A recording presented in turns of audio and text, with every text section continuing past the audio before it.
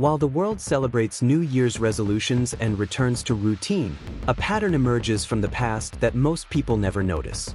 Between January 4th and January 11th, 7 seemingly ordinary days buried in the heart of winter, the United States made discoveries, launched revolutions, signed treaties, and faced crises that would fundamentally alter its place in the world.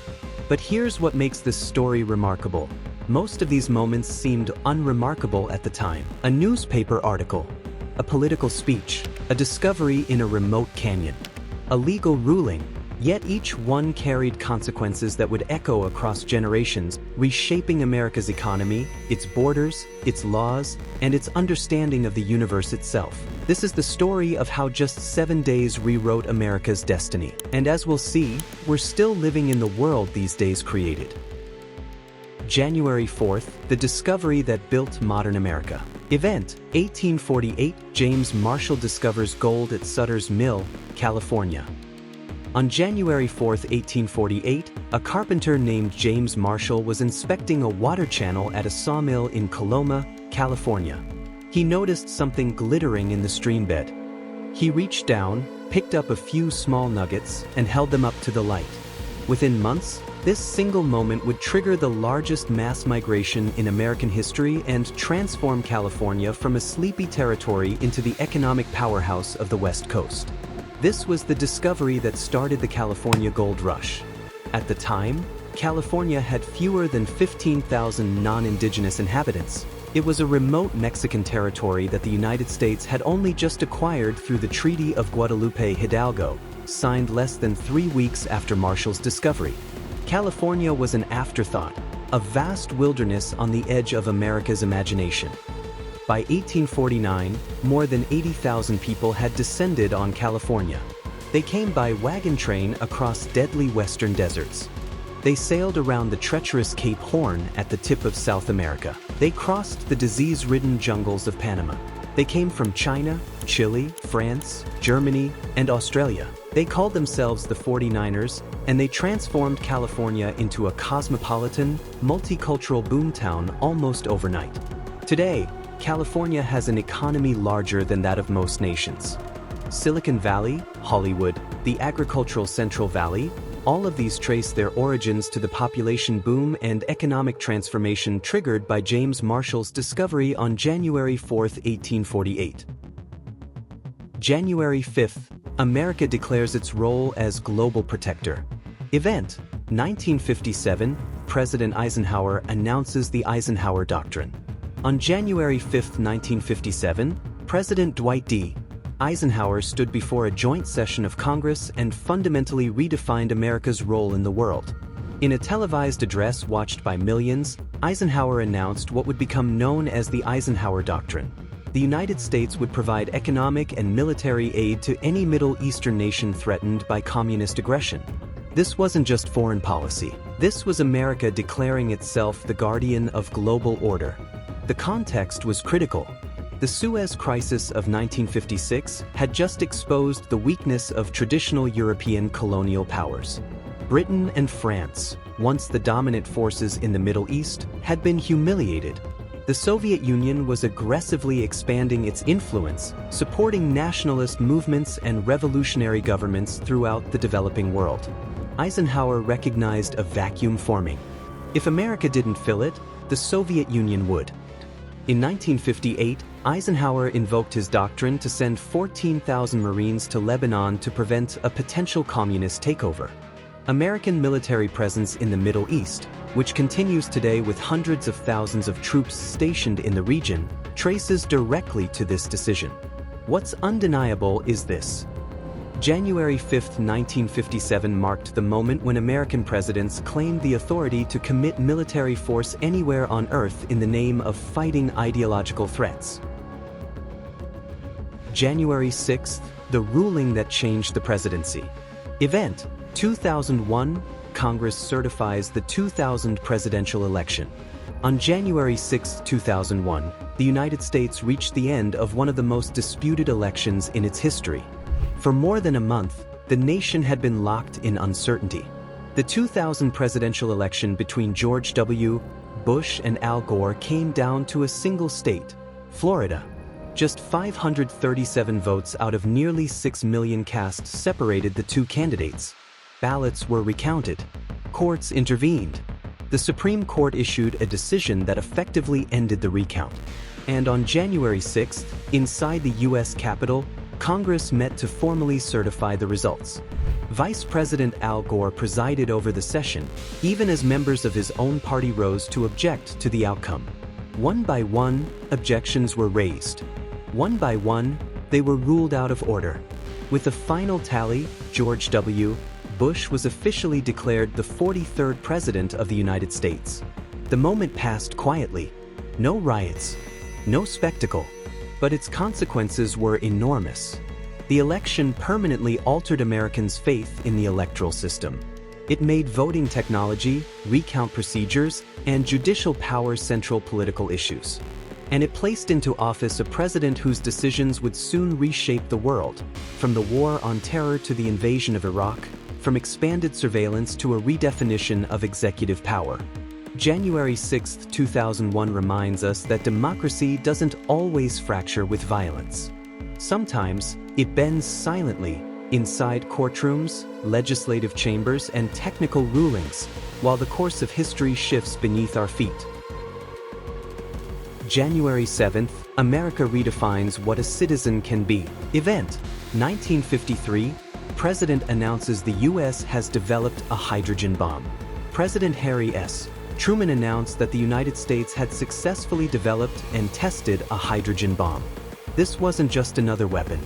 This was a device exponentially more powerful than the atomic bombs that destroyed Hiroshima and Nagasaki. The first hydrogen bomb test, codenamed Ivy Mike, had taken place on November 1, 1952, on Enewetak Atoll in the Pacific Ocean. The explosion yielded 10.4 megatons of force, more than 700 times the power of the bomb dropped on Hiroshima. It vaporized the entire island, leaving only a crater more than a mile wide and 164 feet deep. Truman's announcement made this terrifying capability public knowledge. This reality permeated Cold War culture. Children practiced duck and cover drills in schools. Today, though the Cold War has ended, more than 12,000 nuclear warheads still exist. The weapons announced on January 7, 1953 remain the most destructive force ever created by human hands, and they continue to shape global politics, military strategy, and the existential risks facing humanity. January 8, the speech that promised a different America. Event: 1964, President Lyndon B. Johnson declares war on poverty in his State of the Union address. President Lyndon B. Johnson stood before Congress and declared an unconditional war on poverty in America. This wasn't just a policy proposal. This was a fundamental reimagining of the federal government's responsibility to its citizens. Unfortunately, many Americans live on the outskirts of hope, Johnson declared, some because of their poverty, and some because of their color, and all too many because of both. What's undeniable is this: January 8, 1964 established that the federal government had not just the power but the moral obligation to address social and economic inequality directly. The war on poverty also represented a turning point in American politics. Johnson's ambitious social programs helped trigger a political realignment that would define American politics for generations. Southern Democrats, who had been the party's base since the Civil War, began shifting to the Republican Party. The modern political map, with its stark divisions between urban and rural America, between coastal states and the heartland, emerged partly from the political reactions to Johnson's programs. January 9th, America faces its complicated past. Event: 1913, Richard Nixon is born. On January 9, 1913, a child was born in Yorba Linda, California, who would become one of the most consequential and controversial presidents in American history. Richard Milhous Nixon's presidency perfectly captured America's contradictions: brilliant foreign policy alongside paranoid criminality, groundbreaking achievements alongside constitutional crisis, visionary leadership alongside petty vindictiveness. Nixon's involvement in covering up a break-in at Democratic National Committee headquarters, his abuse of presidential power to punish political enemies, and his obstruction of justice led to the only presidential resignation in American history. Watergate wasn't just a scandal. It was a constitutional crisis that forced Americans to confront how much power presidents had accumulated and how vulnerable democratic institutions were to abuse. The consequences shaped American politics for generations: distrust of government, investigative journalism, war powers resolution, presidential records. Nixon's birth reminds us that individuals matter in history, and that the same person can be capable of both remarkable vision and profound betrayal.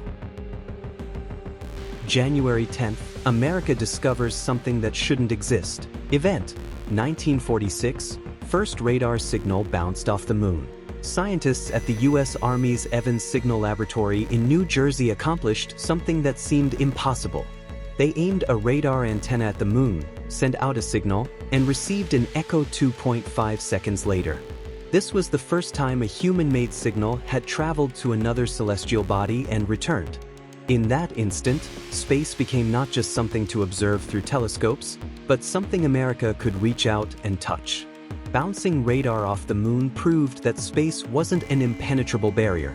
It could be explored, measured, and understood using radio waves and electromagnetic radiation. This opened entirely new fields of astronomy and planetary science. When Neil Armstrong stepped onto the moon in 1969, he was fulfilling the promise made by that first radar echo 23 years earlier, that space was not beyond human reach, but merely the next frontier to explore. Today, the descendants of that 1946 experiment are everywhere. Every GPS satellite, every weather forecast, every communication satellite, every space probe, all of them use technologies that trace back to scientists in New Jersey pointing an antenna at the moon and waiting for an answer. So when the calendar flips from January 4th to January 11th, it doesn't just mark another week in winter. It marks a sequence of decisions, discoveries, and declarations that still define America's reality today. Gold pulled a nation westward. A doctrine pushed its military across the globe. A weapon forced humanity to live under the shadow of extinction. A speech redefined what citizens could demand from their government. A president's rise and fall exposed the fragility of democracy. A radar signal proved the universe was no longer out of reach. None of these moments announced themselves as destiny. They happened quietly, in sawmills, speeches, laboratories, and legal documents. But together, they built the America we recognize today. Powerful, divided, ambitious, fearful, hopeful. History doesn't always turn on wars or revolutions. Sometimes, it turns on ordinary days that only reveal their importance decades later. And that raises an unsettling question. If 7 days in the past could reshape a nation for centuries, which ordinary days are we living through right now, without realizing what they'll become? Because the truth is, America's destiny was never finished. It's still being written.